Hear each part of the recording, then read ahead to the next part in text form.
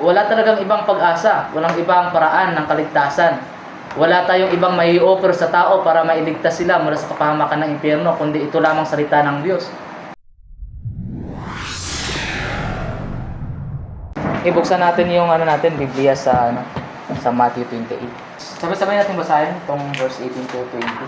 Matthew 28 verse 18 to 20. And Jesus came and spake unto them, saying, All power is given unto me in heaven and on earth.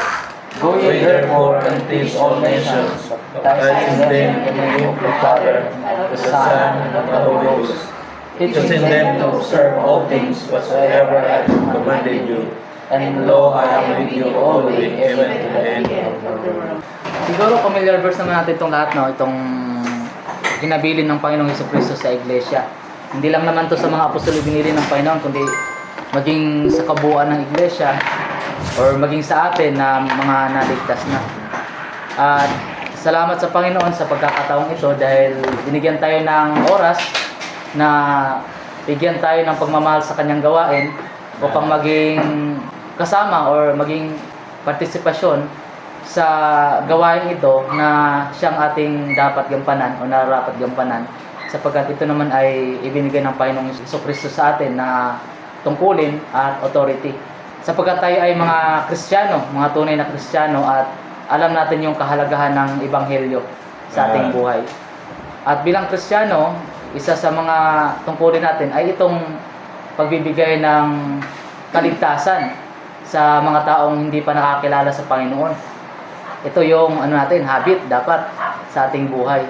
Kasi ito yung pinakaunang inutos ng Panginoon sa Iglesia na ipangaral yung kaligtasan.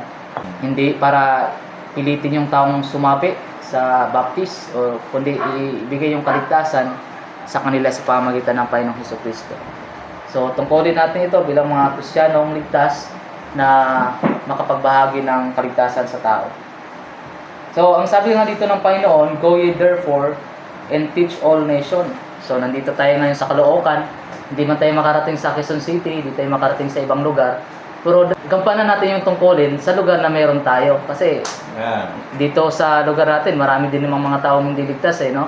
Marami din mga kaluluwa na naghihintay sa Panginoon, na naghihintay na makarinig ng Ebanghelyo, ng kaligtasan, na siyang nag-iisang paraan, paraan ng Diyos para mailigtas ang taong nasa kapahamakan. Kasi alam natin, ang sinasabi ng Biblia, lahat tayo makasalanan. Yun ang gusto natin iparating sa tao, na lahat ng tao makasalanan at ang taong makasalanan ay may naghihintay na kapahamakan sa kanila.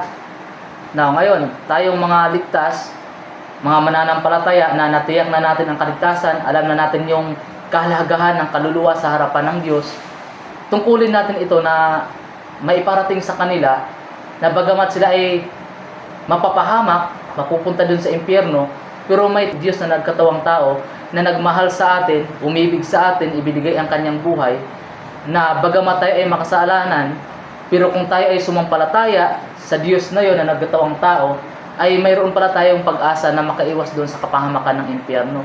Sapagkat ang Diyos ay Diyos ng pagkapuot, Diyos ng judgment, pero siya din ay Diyos ng pagmamahal. Nangibabaw yung kanyang pagmamahal sa atin. So, ang sabi ng Biblia, iparating natin sa mga taong matuturuan natin mamaya, bigyan tayo ng Diyos ng kaluluwa na matuturuan, handaan niyo tayo na mga pusong willing makinig sa kanyang salita. Alam ng Diyos ang puso ng mga tao, kung sino ang sasampalataya. Gabayan tayo ng Espiritu na maibahagi natin ng maayos yung Ebanghelyo, sapagkat wala talagang ibang pag-asa, walang ibang paraan ng kaligtasan. Wala tayong ibang may offer sa tao para mailigtas sila mula sa kapahamakan ng impyerno, kundi ito lamang salita ng Diyos. Ang sabi sa Romans chapter 1 verse 16, For I am not ashamed of the gospel of Christ. Yan din ang tungkulin dapat natin na sa ating kaligtasan or ang Ebanghelyo ng Panginoon ay hindi natin ikakahiya sa mga taong walang kaligtasan. Kasi kung ikakahiya natin itong Ebanghelyo ng Panginoong Jesucristo, sino ngayon yung may lakas na loob para ipangaral ito? Tayo lang naman yung may alam sa paraan ng kaligtasan, sapagkat sa atin ito ipaunawa ng Panginoon. So hindi dapat natin itong ikahiya. Bakit hindi natin ito dapat ikahiya? Sabi dito, for I am not ashamed of the gospel of Christ, for it is the power of God unto salvation. So walang ibang paraan para ang tao ay madala sa paanan ng Panginoon, kundi sa pamamagitan ng Ebanghelyo. At alam po natin ang Ebanghelyo, ito ay tumutukoy sa pagkamatay, pagkalibing at pagkabuhay muli ng Panginoong Jesucristo na siyang nagbigay sa atin ng pag-asa na maibalik tayo sa imahe ng Diyos kung ang tao ay sasampalataya sa Kanya. So walang ibang paraan sa kaligtasan kundi ang Ebanghelyo. For it is the power of God unto salvation to everyone that believeth. So iparating natin sa mga tao na kahit sino man sila, ano man sila, ay walang pinipili ang Diyos kung sino ang maligtas. So ipaparating natin sa kanila. Kasi yung iba dyan, yung ibang makakausap natin, base na rin sa mga experience ko, na yung iba ayaw sumampalataya sa Diyos kasi alam nila sa sarili nila na makasalanan sila. Hindi mo na ako sasampalataya sa ngayon kasi namumuhay pa ako sa kasalanan. Siguro naka-encounter na rin kayo sa ganyan. So iparating natin sa kanila na walang pinipili ang Diyos pagdating sa kaligtasan kung willing siya sa kanyang sarili na siya ay magbalik loob sa Diyos sa pamamagitan ng pananampalataya. Kasi kahit sino kayang linisin ng Diyos, kahit saan pa galing ang tao. So walang pinipili dapat kung sino din ang ating tuturuan. Kaya kailangan natin yung gabay ng banal na Espiritu sapagkat siya naman yung magbibigay ng kalakasan sa atin. Siya yung mag-i-empower sa atin, magbigay ng lakas ng loob para bigyan din tayo ng kapangyarihan na i-share sa tao yung Ebanghelyo. So it is the power of God unto salvation to everyone that believeth, to the Jew first and also to the Greek.